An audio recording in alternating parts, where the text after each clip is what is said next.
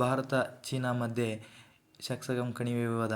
ಶಾಕ್ಸಗಾಮ್ ಕಣಿವೆಯು ಸುಮಾರು 5,000 ಚದರ ಕಿಲೋಮೀಟರ್ ವಿಸ್ತೀರ್ಣದ ಪ್ರದೇಶ. ಇದು ಲಡಾಖ್ನ ಉತ್ತರಕ್ಕೆ ಮತ್ತು ಸಿಯಾಚಿನ್ ಗ್ಲೇಸಿಯರ್ನ ಸಮೀಪದ ಪ್ರದೇಶ. ಇದು ಚೀನಾ-ಪಾಕಿಸ್ತಾನ ಆರ್ಥಿಕ ಕಾರಿಡಾರ್ಗೆ ಅತ್ಯಂತ ಹತ್ತಿರವಿರುವ ಕಾರಣ ಆಯಾಕಟ್ಟಿನ ದೃಷ್ಟಿಯಿಂದ ಭಾರತಕ್ಕೆ ಬಹಳ ಮುಖ್ಯ. ಐತಿಹಾಸಿಕವಾಗಿ ನೋಡುವುದಾದರೆ, ಮೂಲತಃ ಜಮ್ಮು ಮತ್ತು ಕಾಶ್ಮೀರದ ರಾಜಪ್ರಭುತ್ವದ ಭಾಗವಾಗಿತ್ತು.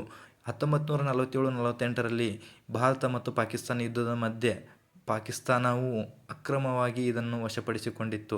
1963ರಲ್ಲಿ ಪಾಕಿಸ್ತಾನವು ತನ್ನ ವಶದಲ್ಲಿದ್ದ ಈ ಶಾಕ್ಸಗಾಮ್ ಕಣಿವೆಯನ್ನು ಚೀನಾಕ್ಕೆ ಗಡಿ ಒಪ್ಪಂದದ ಹೆಸರಿನಲ್ಲಿ ಕಾನೂನುಬಾಹಿರವಾಗಿ ಹಸ್ತಾಂತರ ಮಾಡಿತ್ತು.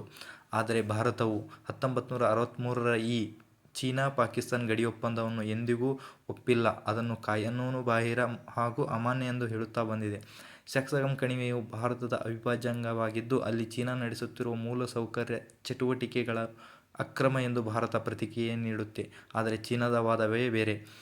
ಬೀಜಿಂಗ್ ಈ ಪ್ರದೇಶವು ತನ್ನದೇ ಎಂದು ವಾದಿಸುತ್ತಿದೆ ಮತ್ತು ಅಲ್ಲಿನ ಮೂಲಸೌಕರ್ಯ ಅಭಿವೃದ್ಧಿಯು ತನ್ನ ಹಕ್ಕು ಎಂದು ಹೇಳಿಕೊಳ್ಳುತ್ತಿದೆ. ಚೀನಾ ಇತ್ತೀಚಿನ ವರದಿಗಳ ಪ್ರಕಾರ, ಚೀನಾ ಅಲ್ಲಿ 75 ಕಿಲೋಮೀಟರ್ ಉದ್ದದ ಸರ್ವ ಋತು ರಸ್ತೆಯನ್ನು ನಿರ್ಮಿಸುತ್ತಿದೆ. ಇದು ಭಾರತದ ಸಿಯಾಚಿನ್ ರಕ್ಷಣಾ ವಲಯಕ್ಕೆ ಕೇವಲ 50 ಕಿಲೋಮೀಟರ್ ದೂರದಲ್ಲಿದೆ. ಆದರೆ ರಾಜತಾಂತ್ರಿಕ ಸಂಘರ್ಷಕ್ಕೆ ಈ ವಾದವು ಭಾರತ-ಚೀನಾ ನಡುವಿನ ಸಂಬಂಧಗಳನ್ನು ಮತ್ತೆ ಸಂಕಷ್ಟಕ್ಕೆ ಸಿಲುಕಿಸಿದೆ.